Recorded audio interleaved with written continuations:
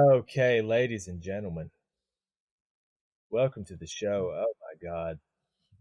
I got good news for you, bad news for us. The good news is the show's going to be tight. The second time we're doing it. This is terrible. I forgot to hit the record button. I'm using Squadcast this time. Guess what? I didn't hit the recording button. That's so I can't sad. work. I can't work in these conditions. I quit. I can't work like this. All right, cue the music.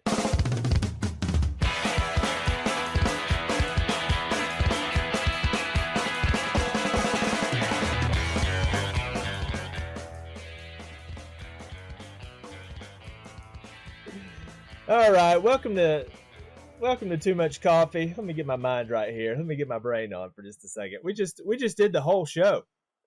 Now we're going to do the whole show again. So it's going to be tight as a drum, my friends. How's everybody doing today? We're glad you're listening to the show. Listen, for those who are new, for those who are just tuning in, this show, what's the show? What is Too Much Coffee all about?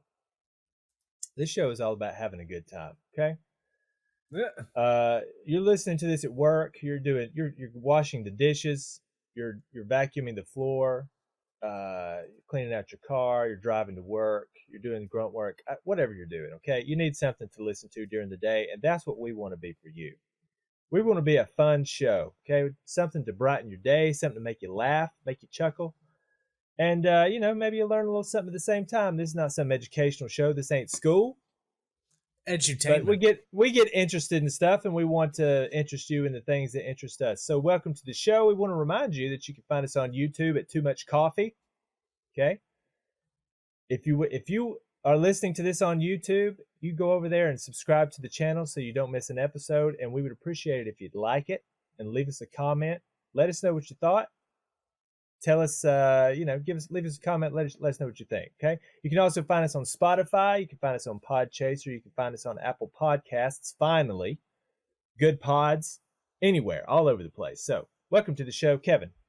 How's it going, my man? I am excellent. I am Jason, and this is Kevin. By the way, I should. Sometimes I forget to introduce ourselves, but my name is Jason. This is Kevin.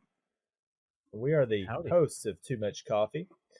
So today, if I could just set the table here. Today we're going to be talking about, I got some news items that you might think are interesting. A few news stories. We're going to talk about Neil Young, who is famously having a bit of a row with Spotify, which turns out that's been going on for years now. And we're also going to talk about, we've got a new segment that I'm trying out today called When Bands Blow It, which is exactly what it sounds like. We're going to be talking about situations when bands... Oh, it's so sad. When you're engaging in art, it's very difficult to compromise sometimes. There are a lot of people, did Kurt Cobain want to be a pop star? No. And when he became a pop star, he didn't like it. Neil Young didn't want to be a pop star. He said after he recorded Heart of Gold and everybody knew who he was, that he compared it to driving in the middle of the road. And he said, you know what I did? I drove to the ditch because I don't want to be in the middle of the road. Artists want to do what artists want to do. And sometimes you just feel like a hack. Sometimes you feel dirty when you're pop. But before we get into all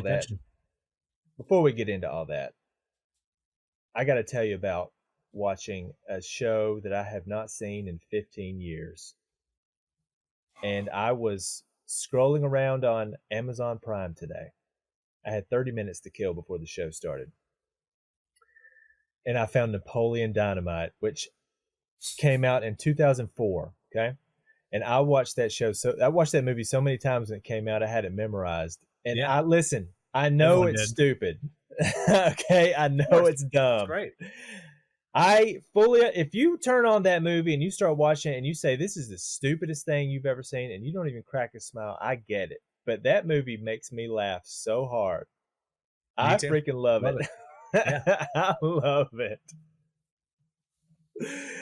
Just the whole vibe, the music that's playing in the background, that really crappy like organ. And for some reason, Napoleon's eyes are closed all the time.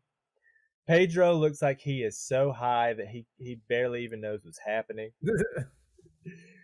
So the first 30 minutes, Pedro's the new kid at school, and Napoleon, the principal's like, hey, will you show Pedro his locker? And he's like, yeah, come on with me. So he's showing him his locker, and he's undoing the lock. And he's telling him about the school, and he's like, yeah, there's like a buttload of gangs here at school, and they all want me because I'm pretty good with a bow staff. And Pedro's just looking at him like, yeah.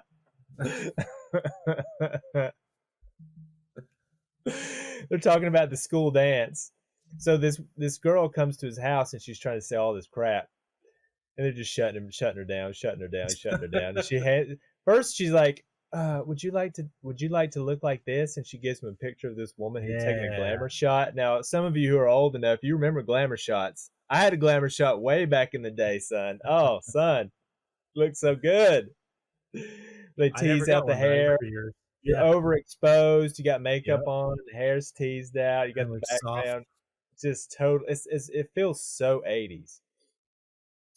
But the girl hands him the glamour shot, and he's like, "Do you want to look like this?" And blah blah blah. And anyway, and then the next day, when he's getting to know Pedro, he's like, "Hey, we're friends, right?" "Yeah, I guess so." "You want to dance?" And he's like, "Yeah."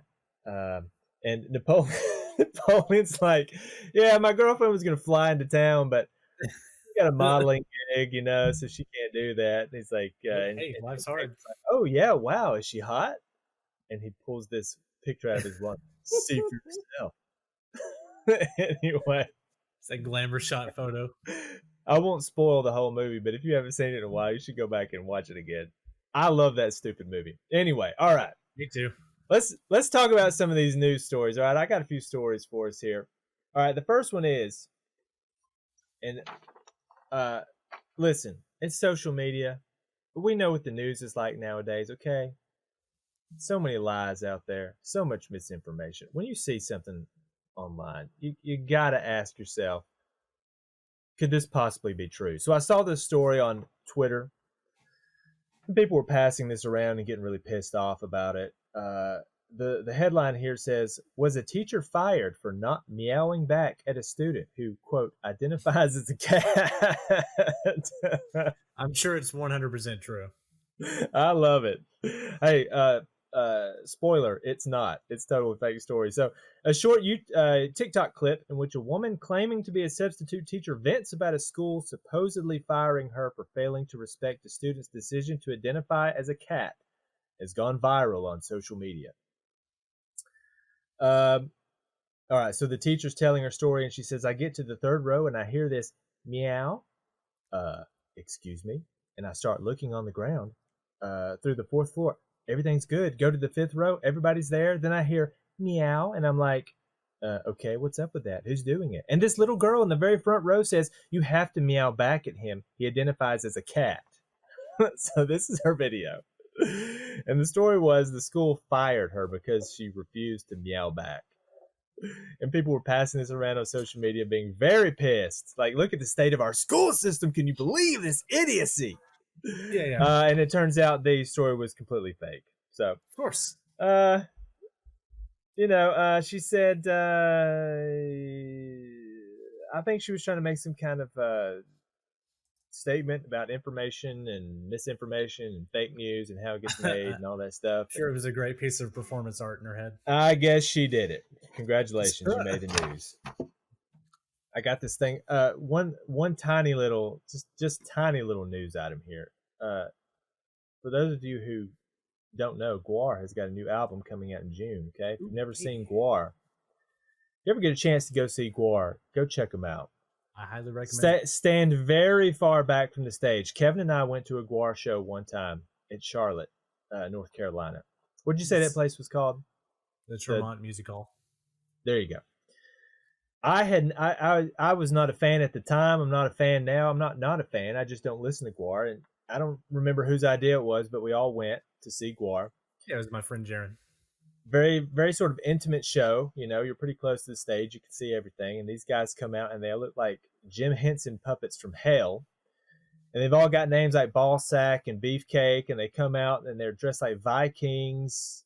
like monster mutant Viking guys, and they're like shooting different Great. colors of crap all over the place. So if you're anywhere near the front of the stage, you're going to get blasted.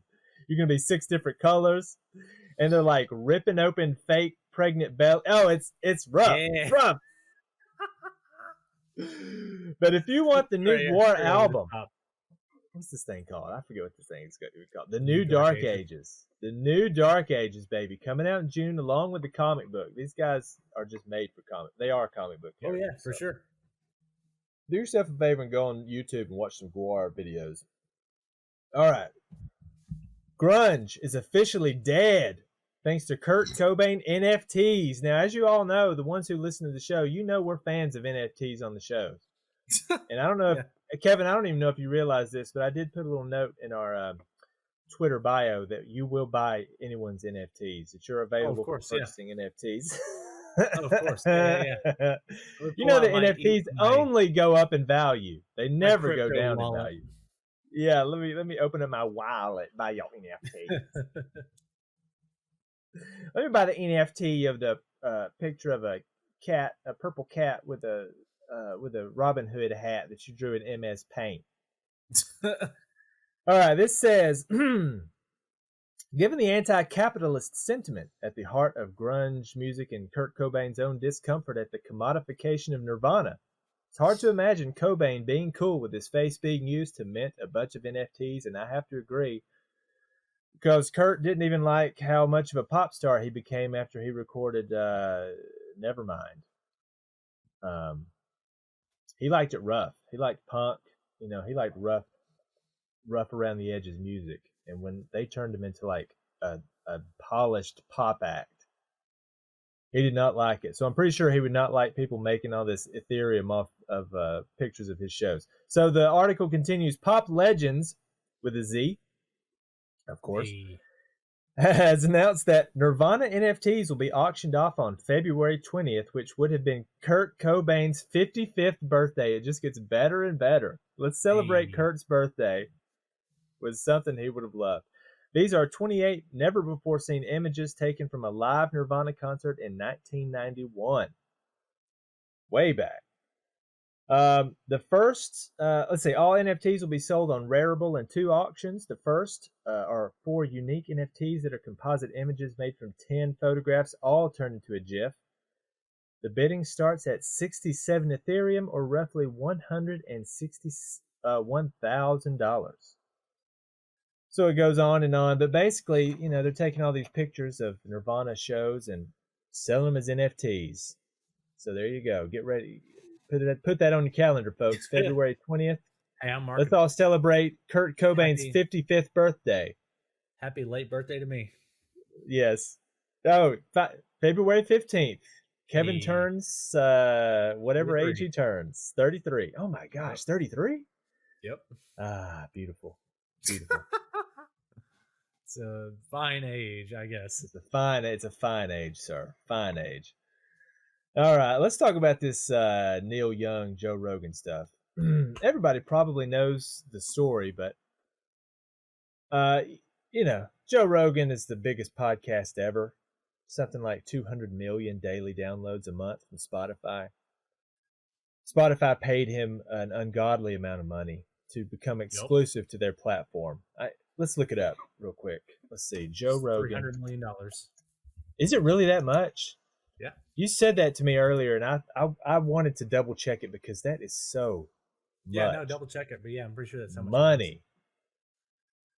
I agree with you. All right, it's a ton of money. This article is saying he signed a $100 million deal. Okay, maybe it's $100 million. Now 300 might mean something, but the deal I guess he signed with Spotify to be exclusive with him, $100 million. That is, just let that melt into you for a minute. $100 million. An amount of money I can't even fathom. I can't even understand it. So Joe Rogan is the biggest podcaster on the planet. Now everybody knows what Joe does. He has all these different people on the show, and he has a lot of people on the show that people don't like. He's got Alex Jones in the show. A lot of people don't like Alex Jones. He's got this, but the problem now are these COVID doctors. So he's got Dr. Malone. He's got other people, and they're talking about COVID. And it's a big deal right now. Misinformation about the vaccine and blah, blah, blah, and all this stuff. So Neil Young does not appreciate misinformation. Let me grab this quote down here from him about exactly what he said. He said, okay, this is from a Forbes article. Neil said, "I'm doing this because Spotify is spreading fake information about vaccines, potentially causing death to those who believe the disinformation being spread by them." And this is from an open letter that he had put out. So, yeah, if you don't know, Neil Young told Spotify, "Look, it's me or Joe. Okay, take my music off or take him off. I don't want to be on the same platform with Joe if he's going to spread this vaccine misinformation." Now, Neil is a music legend. He's 76 years old, so he's an elder statesman, grandpa of rock. And I realized, after hearing everybody talk about this story, I know very little about Neil Young. So I just jumped down the Neil Young rabbit hole a little bit. So if you don't know, Neil Young was born in Canada, which was news to me. I thought of him as homegrown Americana, but the man is Canadian. Cantadian. And he's stowed away in this country as an illegal immigrant. He had said somewhere, and I didn't save this quote, but he said somewhere like, "Why would I want to make it in Canada when it doesn't matter here?" Yeah, or something like that. He's like, "Why would I even want to make it here? Who cares?" So he ends up moving to LA. He's in this country. He lived in this country for like 4 or 5 years before he was illegal for like from 1966 to 1970 or something like that. Hell yes, boy. Hell yes. The rebel, Neil Young, gets his green card in 1970. But anyway, Neil Young has put out, 20-something albums. He started off in like the folksy music scene. Like he was making sort of folk kind of music, like I think Bob Dylan, Joni Mitchell. He's been in Buffalo Springfield, Crosby, Stills, Nash and Young. Crazy Horse is his backing band. The guy's been around forever. You might have heard Heart of Gold. That's the only Neil song. If you'd asked me 2 days ago, name a Neil Young song, that's the only one I could name. For some reason, that little line, Neil Young's got that high-pitched Canadian voice. Heart of Gold. And now that I've done that, maybe like me, you'll have it stuck in your head, for the rest of the day. So I'm just jumping down those guys I haven't listened to a ton. Me neither. And I'd like to listen to him more. I've been listening to him a little bit in preparation for the show, trying to get to know what he sounds like. Now, if you go and listen to some Neil Young records, go on YouTube, he sounds fantastic. He sounds good. And it turns out, though, that Neil Young has had a problem with Spotify for a long time anyway. So Neil Young, he is sort of the uncompromising genius type. The man's got a vision and he knows what he wants to do. And he really does not like to compromise when he gets an idea in his head. Like he knows what he wants, I guess. He hated the way that the first 2 albums that he recorded sounded. He just didn't like the sound of them. So sound has been an issue for him for a long time. And when digital music became huge, he had a real problem with it. He feuded with Steve Jobs about it. As a matter of fact, Neil Young tried to call him. He called him one day and he's like, "Listen, I want to make it up to you. I want to send you these records, as a little peace offering." Yeah. And reportedly, Steve Jobs just said, "F Neil Young and F his music," and hung up the phone. Oh, Lord. So, but Neil Young, Steve Jobs thing to say. Well, he hates that. Here's what he hates about Spotify, and he hates about digital music in general. You have to compress it to make it, if you just record music total and you preserve all details, the music file's huge. Yeah. You can't have your track be, 100 megabytes each, especially when you were using Napster back in the 90s and downloading these tracks. Yeah. So you gotta compress, you gotta compress the information so you get something that's small. And Neil doesn't like that because when you compress the information so that you can stream it, so that you can download it, you lose a lot of the nuance, you lose the dynamics, all this compression happens, and you lose all this information. And Neil's like, "This sounds like crap. You're destroying my music." And he doesn't like Spotify because, the Spotify compresses the music so that you can stream it quickly. and he thinks it compromises the sound of the music.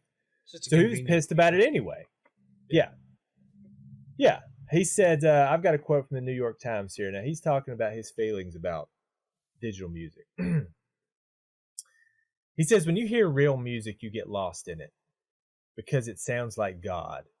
Spotify doesn't sound like God. No one thinks that. It sounds like a rotating electric fan that someone bought at a hardware store. Okay? That's his opinion about Spotify music. So here's something else he says about. He says, Young, this is from a New York Times. This is the author saying this. Young hears something creepier and more insidious in the new music. We're poisoning ourselves with degraded sound, he believes, the same way that Monsanto is poisoning our food with genetically engineered seeds. He just wants the honesty of what went down, says John Hanlon, not some pasted together, overdubbed representation that's not the truth.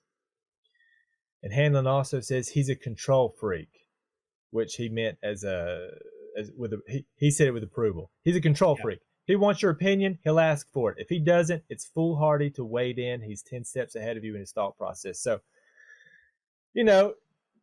that's Neil Young's attitude. He's on his horse about climate change. He really hates genetically modified seeds. He's a man, sort of an activist type. And he's got ideas, and he is, and you know what? He sold his music for $150 million a few years ago, so what does he care? It sucks if you're the company. I was looking into the company that bought his music, okay? Hypnosis, spelled Hipgnosis, OSIS. And it's this UK company that's buying up all this music. So a lot of people are getting older, and they're selling their music. Like Dolly Parton's thinking about selling it. Bob Dylan sold all his music for $300 million a few years ago. I think I read that Sheryl Crow sold her music. Tons of, it looks like, what we got on the homepage here. It looks like Boyz II Men, Bobby Brown, Whitney Houston. All this music is being sold. And I think part of it is, my question is, like, if Neil's like this, if he's a control freak about his music and the way it sounds, why in the world would you sell your music?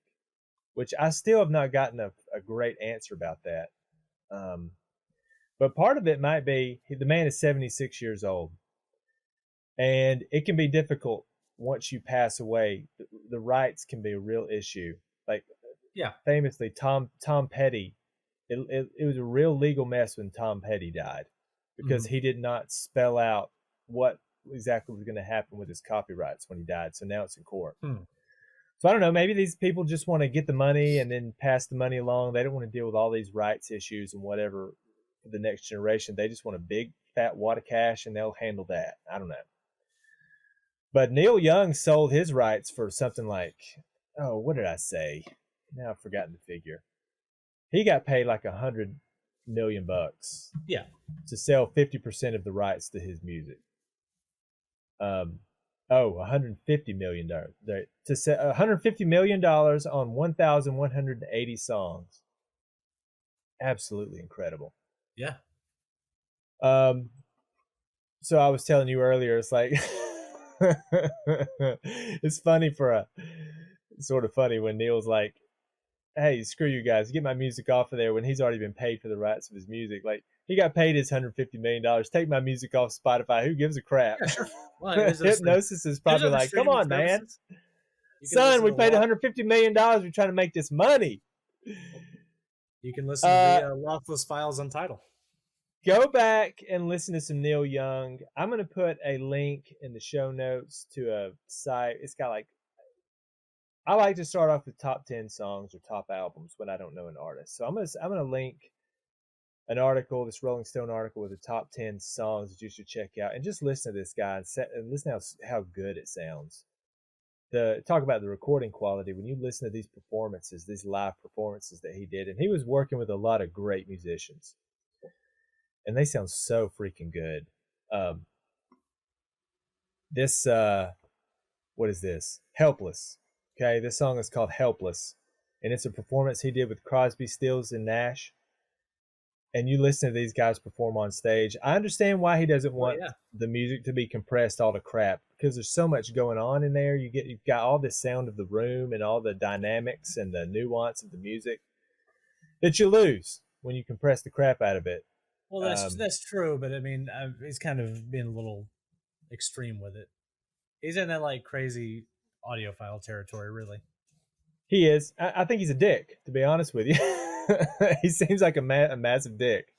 I mean, I don't know the man. I'm still getting to know him, but I want to listen to more of his music because I just know his old Pono player was all about playing like 24-bit, 96 kilohertz files, which CD quality is 16-bit, 44 kilohertz. And on just listening to pre-recorded music, no one's ever going to hear the difference ever. The value of that stuff is in recording and processing, not in like playback. Oh yeah, I was reading something about how a lot of this old stuff from the 50s and 60s that's on tape is just being destroyed. It depends on what you recorded it on, but there was this one, like they were trying to preserve this music that was on this material, and I can't remember what it was called, but when you would try to record from it, the material on the tape was just like sludge and gunk. Like if you tried to run it, it would just be sloughed off.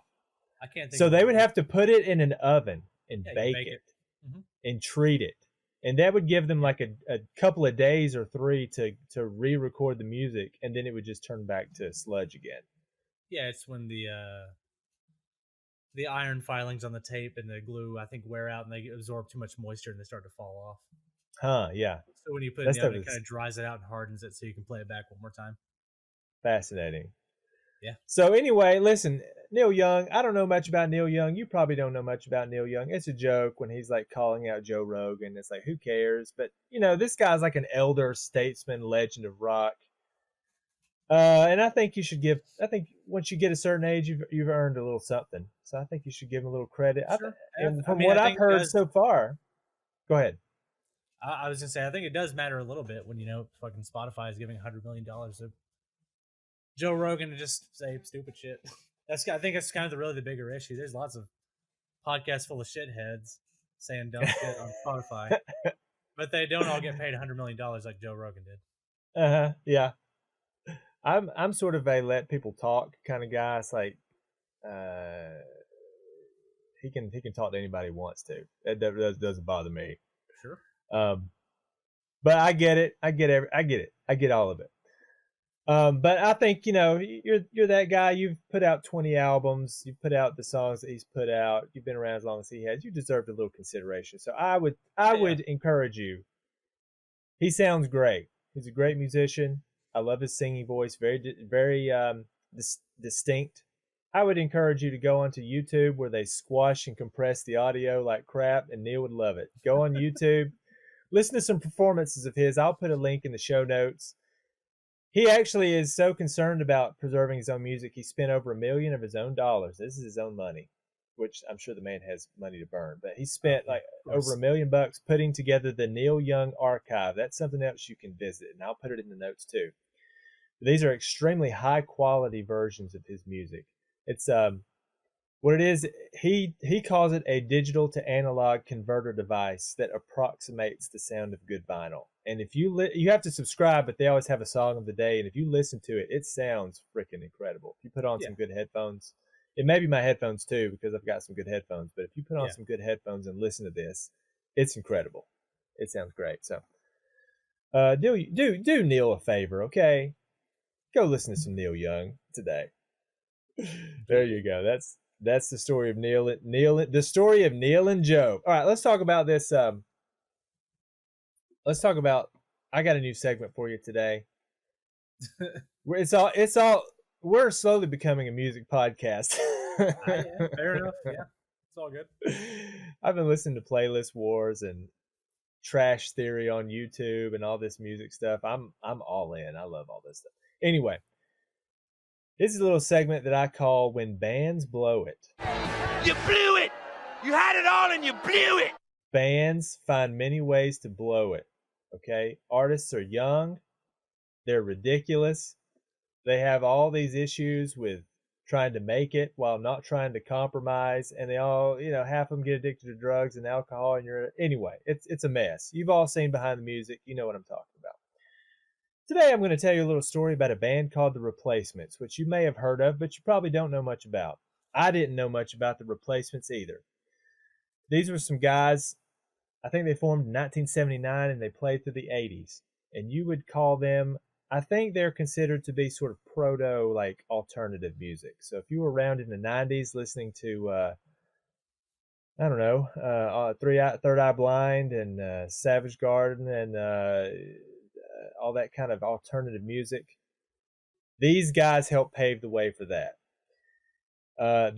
One of their greatest albums is considered Tim, which is a terrible name for an album, but it's a pretty good sounding record. So go check it out. But anyway, I'm going to tell you the story today of how they completely destroyed SNL one night.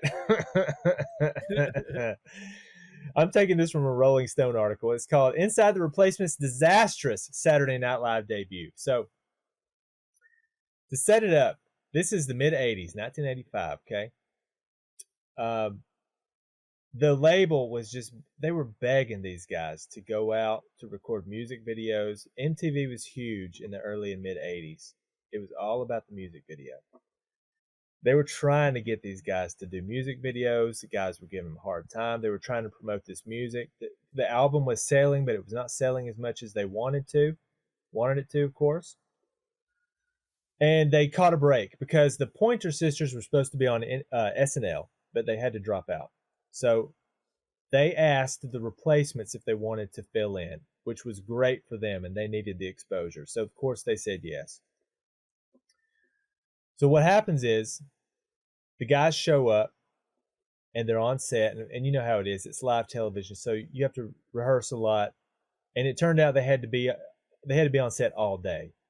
Yeah. Now, these guys had real issues with alcohol and drugs, and they didn't like It's like caging up a wild animal. Like they were just pacing around they were pacing around there. Well, hey, what else you can do in the green room all day? Hey, I get it. I get it. My wife my wife was in a wedding one time, and they had to get there 8:00 to have their hair done. And the woman who's getting married was like, "Oh, we're just all staying here all day." And she was like, "What are you talking about?" She just left. She said, "I'll be back later." Oh Lord, yeah. So it would drive me nuts to have to be there all day too. But anyway, these guys are there and they're pacing back and forth in their room, and like they wanted to get beer. The staff would not bring it to them.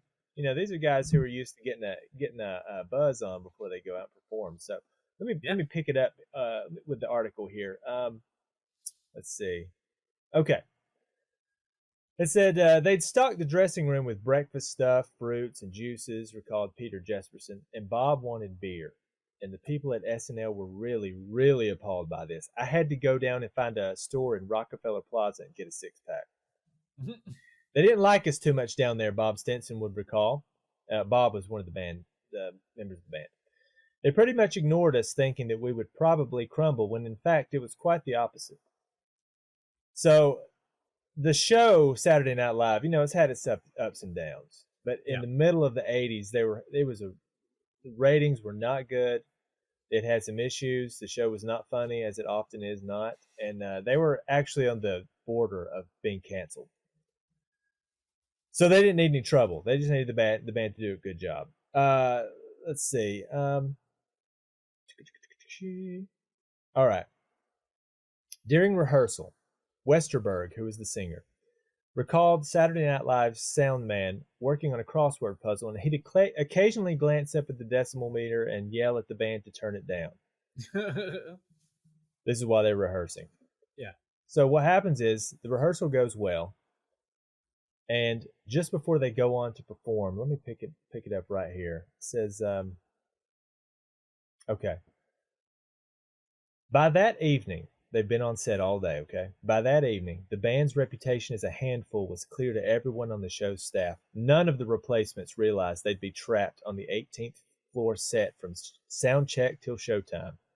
When Warner Brothers publicist Mary Malia arrived to look in on them, Tommy, Paul, and Chris were on a dressing room couch watching uncomfortably as Bob paced like a caged animal. He was out of his mind to leave, said Malia. Bob was scary.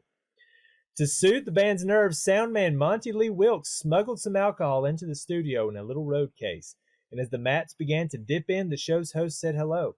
When Harry Dean, and the guy who's hosting the show that day was Harry Dean Stanton. When Harry Dean stuck his head in, we asked him to have a snort, recalled Westerberg. Dean slammed the door behind him and proceeded to gulp. And word began to circulate that the host was getting drunk mere hours before the live performance. Panic ensued until a production assistant dragged Stanton out of the band's dressing room. Sufficiently lubricated, the Matt's dress rehearsal went smoothly. Bob had wowed everyone by donning a striped ladies' unitard, and the only hitch occurred during Bastards of Young, when Bob was late coming in on the solo. Let's see. All right. Picking it back up. As the group blasted the opening notes of Bastards of Young, the cameras practically recoiled at the volume. Following the dress rehearsal, the Mats had secretly turned up their amps, and it took a few seconds for the engineers to turn it back down. So these guys, between rehearsal and the live show, now this is live, Saturday Night Live, you all know. Just before the show starts, they turn the knobs all the way up and just blow the freaking system out, the sound system. And the engineers are frantically trying to get the sound to turn down, right? It says, Mars, looking pale and antic in denim overalls, bared his teeth as he played, and Tommy bounced around vigorously, ignoring any notion of camera blocking, and was mostly out of frame. Bob hunkered down to wrestle manfully with his guitar, a comic counterpoint to his flowing feminine outfit. The guys were drunk. Oh, yeah. They were walking out of frame. The guy, one of them said, we just pretended we weren't on camera. At the solo, so I told you earlier that the guy missed his cue with the solo earlier today when they were rehearsing. So it says here, as the solo approached, Westerberg, who's the singer, shouted at Bob just off mic, "Come on!" Boop! Called him the F word, which you can't do on live television. And Lorne Michaels flipped shit over that. He didn't like it. After the performance, Lorne Michaels finds him in the hallway, and he is just letting him have it, yelling at him like, "What are you trying to do to me? Why are you trying to destroy the show? It was an accident." The singer said, "I didn't mean to do it. We were just just playing. It just happened. It slipped out." So he's fussing about it. Let's see. Oh, at the end of the performance, Tommy and Paul bowed comically, and Bob followed with a backward somersault, revealing a tear in the seat of his outfit. His bare ass flashed on screen. Hell yeah. So that's the end of the first song. You know they do 2 songs. That's the end of the first one. So the music is loud. He's saying the F word. They're drunk as a skunk. They're wandering off camera. The guy does a backflip, shows his ass to the whole world. And that's just the first song. So Lorne Michaels goes back there. He's fussing at the manager. He's fussing at the band. He's like, "What are you guys are doing? You're trying to destroy me." And he catches a look at the dressing room, which the band had, quote, redecorated. And then he started yelling at them about that. So they go back out and actually do the next song. Now, the next song turned out to be okay. Let's see. Oh. Like, come on, Lorne, have a bit, calm down. Yes, between songs, it says they were in the bathroom getting high, of course. Needed to get high again, get drunk, get high again to get ready for the next song. All right, they do the next song. During the guitar solo, Michaels and the censors held their collective breath, blah, blah, blah, no more F words, grinning and sarcastically whined, "Darn it!" So he's having fun with it. The performance ended with Bob shouting, "Thank you," and hurling his guitar over his head. The guitar crashed in a heap of feedback. And he says, "Rock and roll doesn't always make for great television, but we were trying to do whatever possible to make sure that this was a memorable evening." Yeah, well, they definitely did. The Mats returned to the stage for the end of the show goodnight. Aside from Bob mugging behind cast member Joan Cusack, the rest of the band joked among themselves on the fringes, departing before the credits finished. Afterwards, band and entourage headed to the post-show wrap-up at the Café Luxembourg. And when Lorne Michaels saw Rager, who was the manager, He summoned him over his table, proceeded to dress him down a second time in front of a bunch of people. I looked at him and said, "Are you getting great pleasure out of this?" But there was nothing I could do. All I could think about was him calling Mo Austin, who must have been somebody important. So there you go. Let's see. Oh, I forgot about this part. Later that night, Bob Stinson returned to the Berkshire Hotel. Now, the show puts the band up in a hotel. Yeah. Okay, they pay for the band to stay in a hotel. Saturday Night Live. Yeah. So late that night, Bob Stinson, who was in the band, returned to the Berkshire Hotel and in a chemical-fueled rage proceeded to tear up his room, breaking a door, smashing a window, and shattering a pair of phones. He then got into a violent argument with his fiancée, Carlene Kreitler, who emerged the following day visibly battered. Now that part's is getting a little dark there, but yeah. You see what a mess they were. Westerberg had blah, blah, blah, blah, blah. Okay, on Monday, when Lorne Michaels got the $1,100 bill for hotel damages. Now, by the way, this is 1985, so $1,100 is a little more in 1985 than it is in 2022. Just a little bit. When Michaels got the $1,100 bill for the hotel damages, he hit the roof again, and he was so mad that he threatened to ban not just the Replacements, but any Warner Brothers act from ever appearing on Saturday Night Live ever again. So in one night, the Replacements had managed to destroy a decade of cozy relations between the show and Warner Brothers. Oh, man. It's wild. They made him lose. Lorne Michaels lost his mind so completely over what a disaster the show. He was already stressed because the show was this close to being canceled. The Replacements come on, they're cursing, they're showing their ass, they're getting drunk and high, getting the host drunk and high, making a mess of their set, and then trash the hotel room. He lost his mind. And that, my friends, is the story of how the Replacements blew it on SNL. How the band blew it. So there you go. That's the show.